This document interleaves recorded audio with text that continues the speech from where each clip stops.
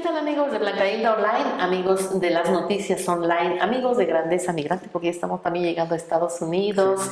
Qué gusto saludarles. Y bueno, hoy especialmente una plática entre amigas, sí, pero con un gran respeto también, pero con una gran admiración también, con mi querida maestra Laura Artemisa García Chávez, quien es aparte hoy en día secretaria de Bienestar en el Estado de Puebla.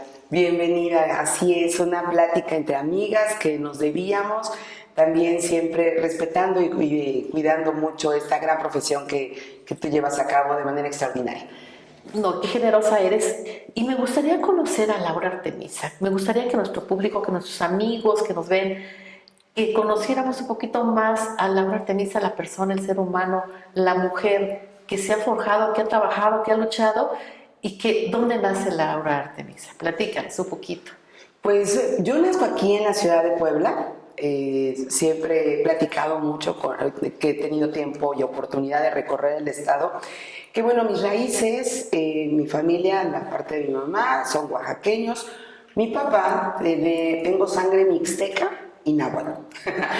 Por parte de mi papá nació en Tetela de Ocampo y su papá nació en San Jerónimo Zayacatlán, en la Mixteca poblana. Pero ya nosotros todas nacimos acá, tengo 4 hermanas, una mujer que cree mucho en las mujeres, que me siento cómoda y feliz entre mujeres, justamente porque mi familia es de muchas mujeres.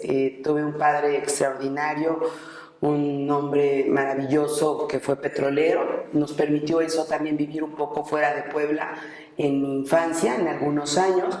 Y después, a partir ya de los 10 años, siempre poblana aquí en Puebla, me tocó estudiar hasta la universidad acá.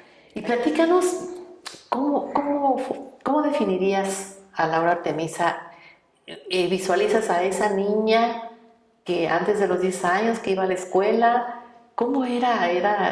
¿Era traviesa? ¿Era estudiosa? ¿Cómo? Platícame. Siempre fui muy inquieta. No era traviesa, la verdad. Creo que éramos éramos puras niñas, entonces como que no se nos ocurrían cosas de maldades, pero sí era muy inquieta. Siempre fui muy hiperactiva, entonces toda la vida andaba raspada, con la cabeza rota. Era muy inquieta. Mi mamá decía que no necesitaba niños porque siempre tenía a alguien en el hospital y usualmente era yo. Era sumamente inquieta, me gustaba subirme a los coches, correr. No era muy dada a los temas de los juegos de muñecas y cosas así. Jugaba muñecas porque mi hermana mayor me condicionaba que si no jugaba las muñecas con ella no salía a jugar conmigo a la calle. Pero para mí era muy bonito andar en la calle con los demás vecinitos. Todavía la época en la que salía uno y jugabas con los vecinos en la calle y te cuidaban. Claro. Entonces pues me tocó una época maravillosa de disfrutar nuestro Puebla, nuestras calles, nuestros barrios. Y siempre fui también, creo que fui muy estudiosa, me iba muy bien. No fui matadita, pero sí siempre dedicada.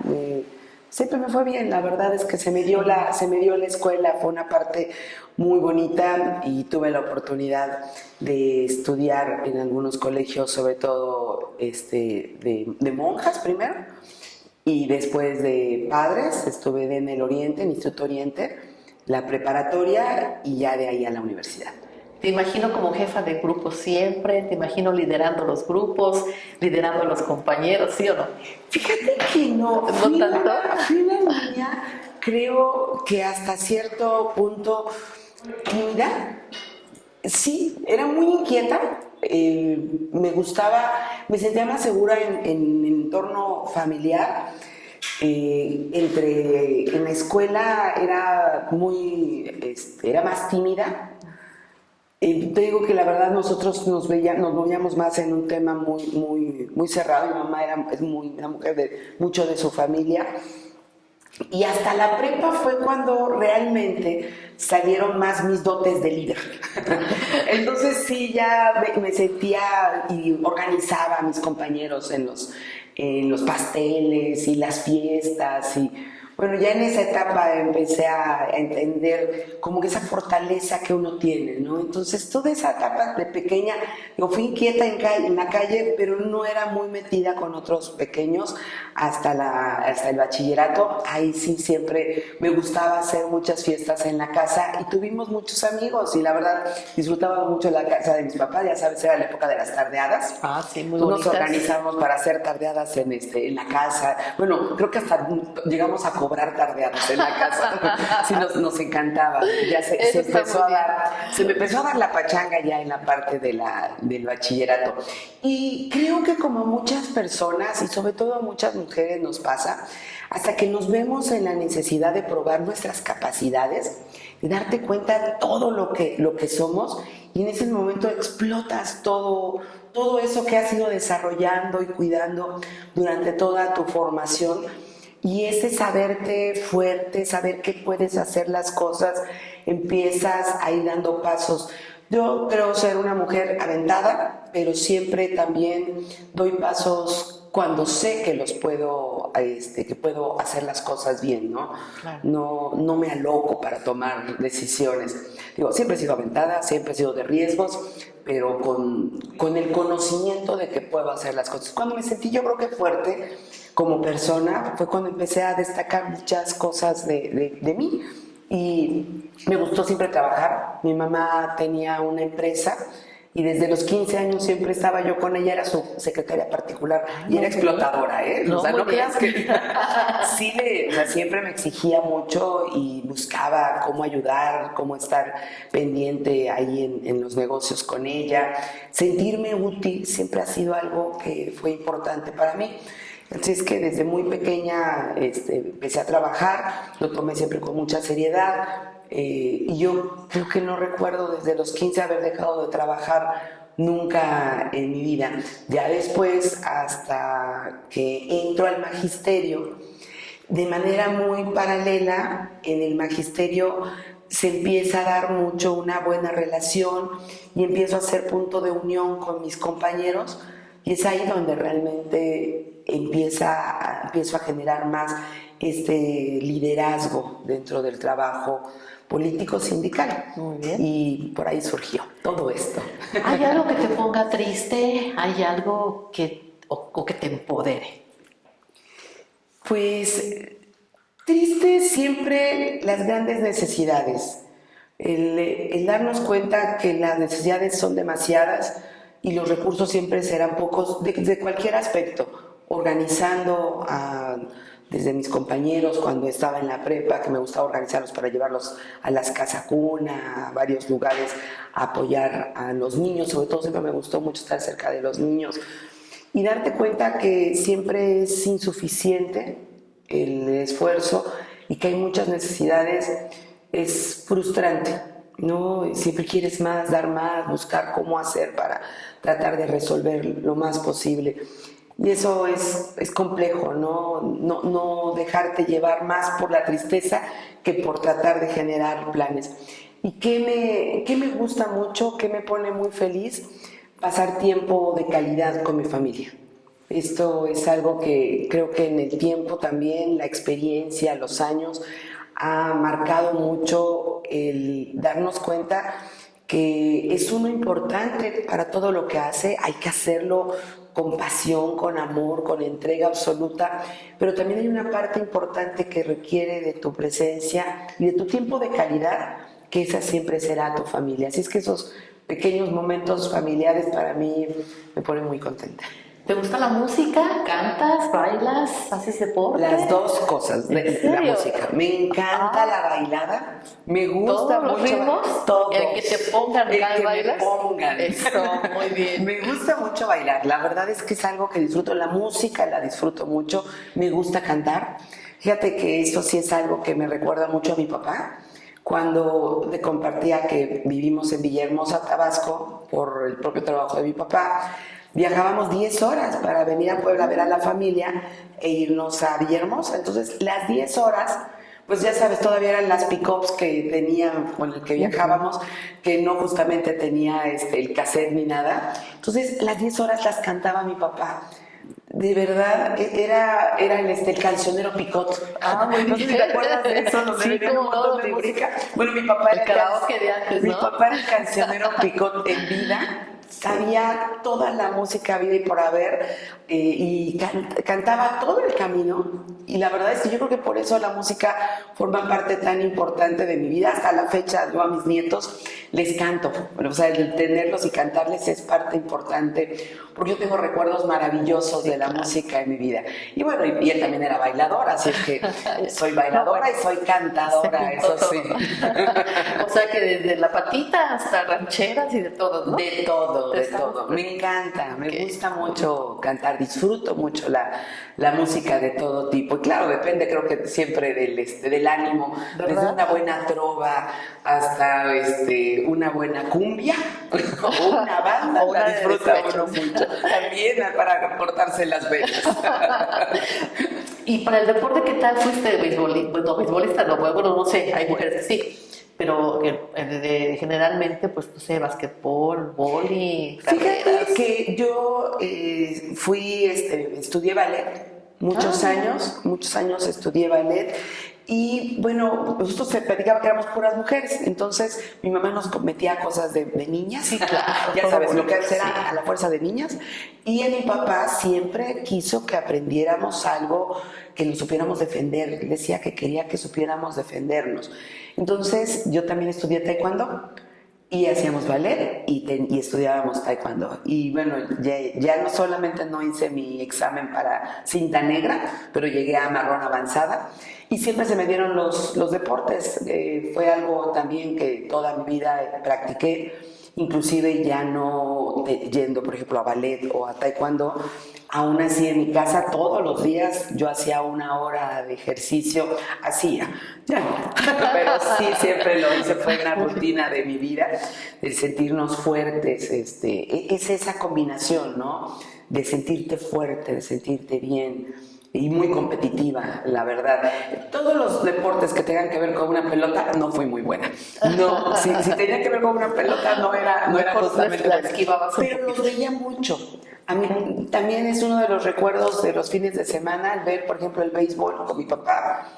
Era un deporte muy amado en la familia. Y el box también era algo que veíamos todos los sábados, no sé si te acuerdas, los sábados en la noche había funciones de box y hasta la fecha a mí me encanta ver el box por televisión o en vivo, pero siempre son deportes que he disfrutado mucho, el béisbol y el box. Y los mundiales de fútbol también de repente se Claro, antojan, ¿verdad? Y más cuando juega la selección. claro. La selección mexicana, bueno, Tiene ese sentido de solidaridad, ¿verdad? de verlo y de estamos con México. Y en Puebla, bueno, yo fui muchos años de la franja, por supuesto. Eso, muy Siempre bien. de la franja. Muy bien. Nos tocó una etapa muy buena. Digo, me tocó la época en la que fueron 4 veces campeones. Y ya sabes, salíamos a juarear para poder festejar que había ganado a Puebla, ¿no? Oye, y para la cocina, ¿qué tal eres? ¿Te gusta cocinar? ¿La repostería? ¿Eres buena? ¿Cómo? Platícanos, o más o menos. No soy muy buena para la cocina, diría mal. Yo creo que tengo buen sazón. Tenemos buen sazón. Ese sí es heredado de los oaxaqueños, de mi abuelita oaxaqueña que traía un súper sazón. Mi mamá tiene muy buen sazón, tengo una hermana que es extraordinaria, tiene un sazón maravilloso. A mí me salen bien, tengo algunos guisos particularmente que son mis platillos estrella. Ok. Y suelo hacerlo, sobre todo en Navidad. Tengo los platillos que me tocan a mí hacer y que según mis hermanas y mi familia me salen deliciosos. Muy Y, bien. por ejemplo, me gusta hacer chiles en nogada. Sí guisé más en la pandemia. Volví a recuperar todas mis habilidades para guisar, como todo mundo, creo. Reaprendimos muchas cosas y aprendimos a disfrutar otra vez las cosas sencillas de la vida, como fue guisar en familia, el ofrecer esos espacios de seguridad que es el hogar, ¿no? Entonces, sí, siempre he guisado. Obviamente tengo 5 hijos, entonces ya te imaginarás que obviamente guisa uno porque guisa uno. No hay de otra. Tiene uno que llegar, está uno pensando, a la fecha. Voy llegando a su casa a la hora que sea, va uno pensando, ¿qué voy a hacer de cenar? ¿Qué vamos a cenar Ay, sí, hoy? desde, ¿No? desde la mañana, ¿qué voy a hacer de comer? Lo bueno es que luego tu aplicación Eso es y va buenísimo. llegando, ya lo resuelve, pero sí, siempre es un tema que va muy intrínseco. ¿Sabes qué? El tema de la comida en mi familia, como te decía, pues sobre todo yo creo que por el lado de mi abuelita oaxaqueña, del lado de mi mamá, siempre fue muy atenta y para mí el atender a la gente, sobre todo en la hora de los alimentos, es algo que disfruto. El pararme y servirles a mis hijos, a mi esposo, a mi familia, me encanta tenerlos en una mesa y ser yo la que me pare a atenderlos.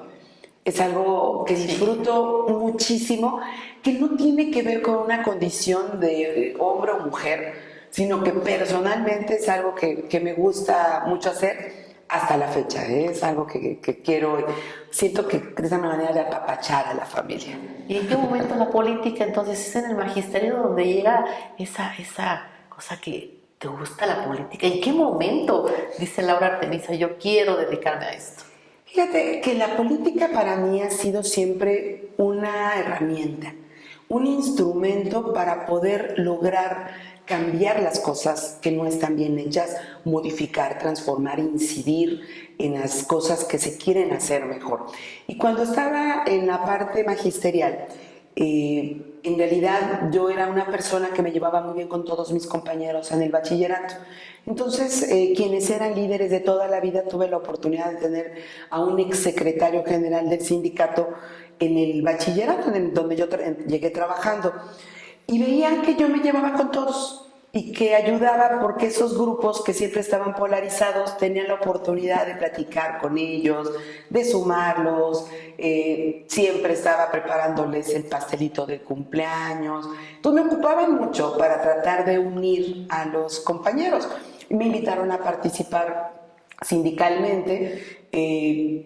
Insisto, creo que cuando empieza uno a practicar y te das cuenta de tus habilidades, las empiezas a explotar. Realmente no era una habilidad que tuviera como muy clara que era lo mío, pero al final la política la hacemos todos y en la política se necesita tener esa capacidad de ir encontrando puntos de acuerdo, no gritos y sombrerazos, y esa fue una de mis grandes habilidades, considero.